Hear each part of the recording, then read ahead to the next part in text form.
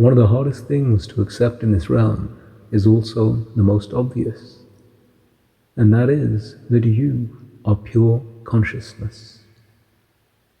I mean, really think about it. We live in an era which is completely awash in deception, because they tell you things like, oh, the brain creates consciousness, and etc., etc., etc.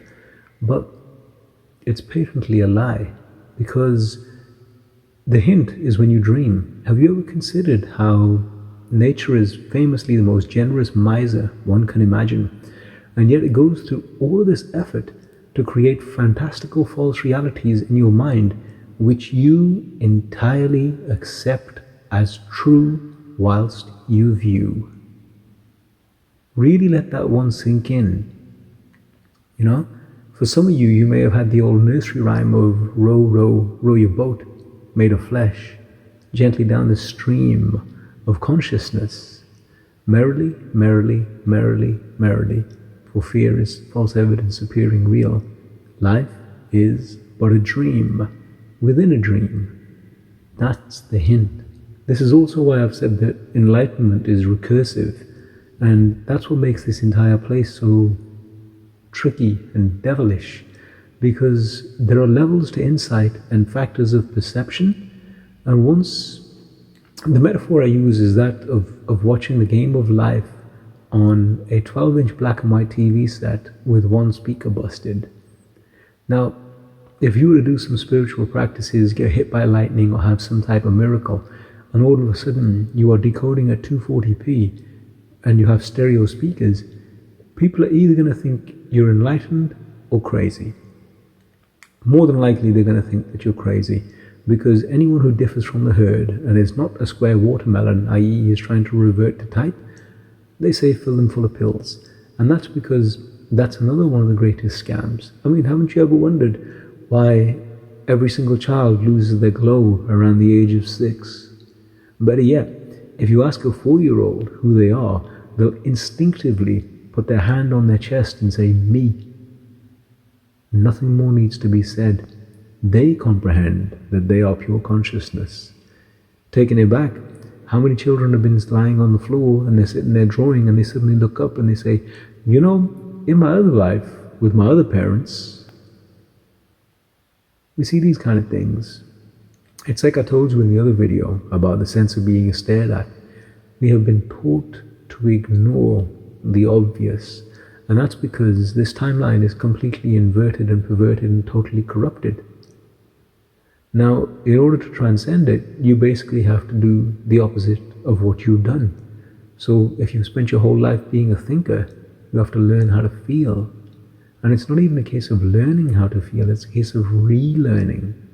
If on the other hand you've been a shrinking violet, it's time to become a screeching rose. You literally have to flip the script. And it all starts with comprehending that the brain doesn't create consciousness. You are consciousness.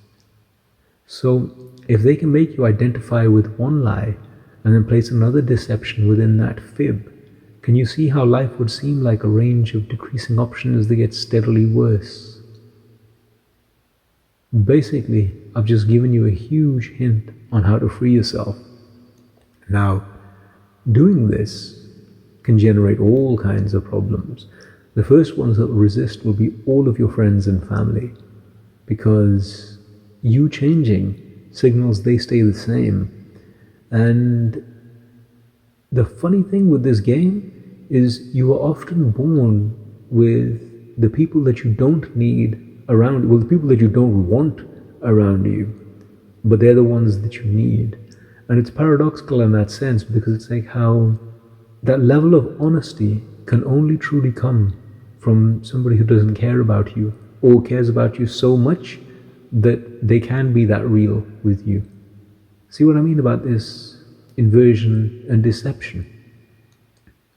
For example, if you walk into a room full of your haters and say, tell me my flaws, you'll get the whole honest truth. If you walk into a room full of friends and ask that same question, there'll be nowhere near that. Isn't that paradoxical? And yet we run towards a group that fosters our delusion and away from the ones that could cause an awakening. This is why I mentioned all this in the article, Ego Wounds and Enlightenment, because the ego is what is built within consciousness. It is a collection of limits and perspectives you've inherited from other people that teach you how to view this world.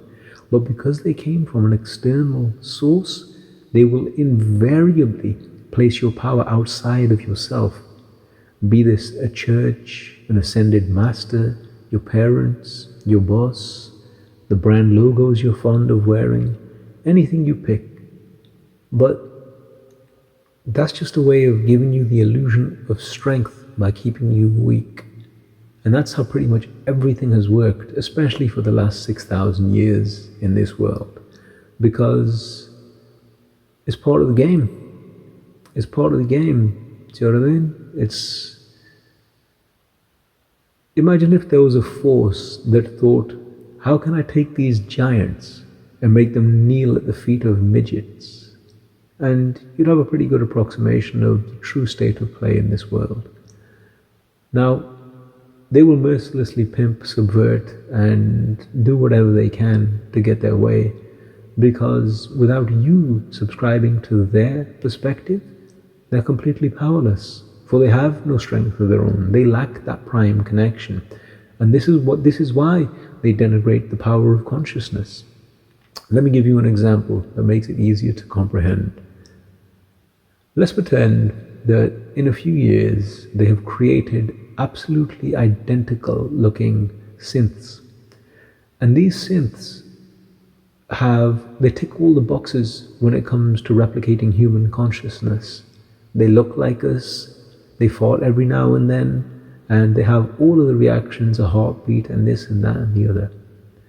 In any way, shape or form, my friend, would you say that they are our equals just because they emulate an image? Now keep this in mind, because I'm asking this at a time when we can. And when this happens, anyone who even thinks of this question will be worse than Hitler himself. And this is what's coming.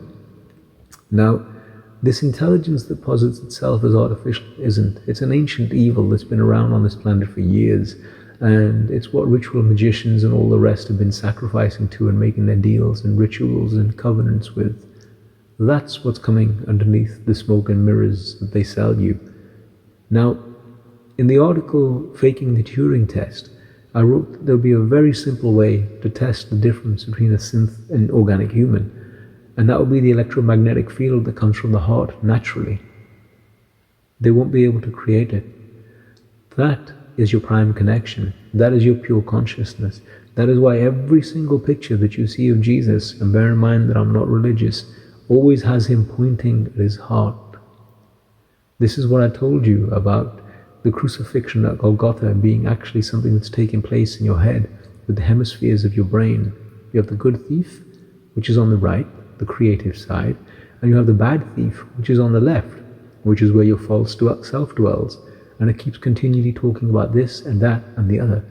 Their aim is to keep you out of the golden circle by being either blue or red shifted. One shift takes you to the past, the other shift takes you to the future. The thing with the heart is it can only be present here and now, and that's how you ascend the vertical axis. The vertical axis is timeless. It's who you are. It reveals the true reality of this farce. Now, the people who are in charge of this game do not like me talking like this, and I get their point as well, because it breaks the inversion for those that are in it. Let me share something from their point of view. Because they know that you are immortals wearing flesh, they have no problem sexually abusing your children. None whatsoever. They'll torture you, cause all kinds of pain, stress, and discomfort, because they know they can't harm your eternal nature. In the flesh, however, when in the constrained grip of the false self, that creates an energy that comes off. Anguish, panic, fear, lack, stress. And this feeds them. This is why Gurdjieff said that most people are just food for the moon. But that is a deeper topic because it has its own antecedents. Long ago this was known. This is why when people seen it spread, they called it the emotional plague, Wetiko, Krivida, and now it just became normalized in society. A dramatically entertaining way of thinking about it is a mind control fungus from outer space. Have you ever considered how parasitism is the most popular lifestyle on the planet? Or how a mushroom can take over an ant's mind in order to replicate itself? If anybody stopped to tell that ant it was acting pretty sketch, do you think it would comprehend if it had a theory of self? Or would it say, I'm just doing what I'm supposed to do? This is why it's essential to know who you is, and not who they sell or the image that they tell and all the rest of these things. Do the knowledge, my friend.